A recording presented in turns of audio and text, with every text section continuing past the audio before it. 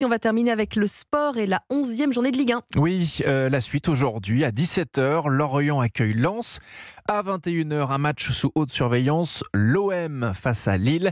Moins d'une semaine après les violences aux abords du stade Vélodrome, la sécurité va être renforcée. Dimanche dernier, souvenez-vous, le bus des Lyonnais avait été caillassé. L'entraîneur de l'OL, Fabio Grosso, blessé au visage ensanglanté. Il avait eu 12 points de suture à l'arcade sourcilière. 9 personnes interpellées au total. C'est pourquoi, vu le contexte, il a fallu Cyril de la Morinerie serrer la vis.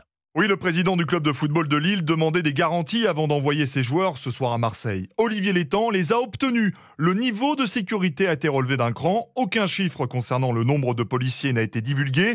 Dans un communiqué, le LOSC s'est dit satisfait de ces mesures d'encadrement renforcées. D'ailleurs, le trajet de bus des joueurs devrait être modifié. En revanche, le club nordiste regrette l'interdiction de déplacement de supporters. 250 fans lillois avaient prévu de rallier Marseille. Les dirigeants de l'Olympique de Marseille, d'ailleurs, ont rencontré cette semaine les responsables de groupes de supporters et ont la certitude qu'ils ne sont pas impliqués dans les incidents de dimanche dernier.